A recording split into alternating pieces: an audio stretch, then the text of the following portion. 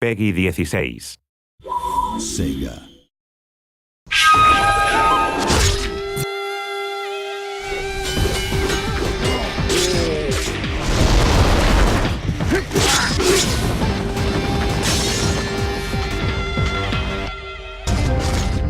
Shinobi is very fundamentally a side-scrolling action game, even from the very original incarnation in the arcade. We wanted to preserve the core combat elements that made the first game so popular. So the strong melee combat system up close, and then the ranged throwing stars, or in our case throwing knives, to balance out sort of that melee combat. I think if you mention Shinobi to anyone on the street, like, have you played this game?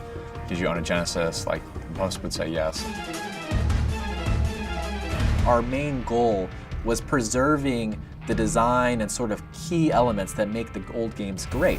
And that's fundamentally the great and tight combat systems, the interesting locations that you go to, the very cool enemies that you come across, and also that feeling of being just a badass ninja. We want you to be cool, we want you to feel awesome when you're playing this game. So we took those pillars and brought them forth, and we left those intact. But we also expanded upon stuff, so we added more combat moves. The original game was one-hit kills, both in you taking out enemies, but then also you taking damage and dying, so it was really pretty intense. But as the games have progressed, they've become a little bit more involved in the way that you can actually dispatch your enemies, the ways that you can actually combat them. Artwork in Shinobi has always been a very difficult thing. The series has sort of progressed to a very interesting art style. We wanted to keep fundamentally the 2D kind of feel of the classic Genesis games of Shinobi, but we also wanted to modernize it and give it personality for today's sort of audience. We continue that process all the way to the end, from the cinematics to the design of the characters, the storyline, because we really want to make sure that we preserve what makes Shinobi special to Sega of Japan and also the Shinobi fans, but also do our little piece to expand the storyline and introduce new characters and bosses and enemies that can really grow the franchise as a whole.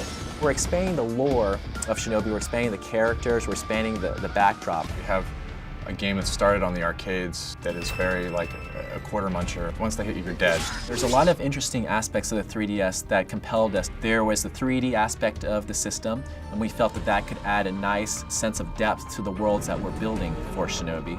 And then you have the touch controls, you have the gyroscope, and being able to add those new gameplay mechanics into the classic sort of action in Shinobi was another compelling feature. This game is Shinobi.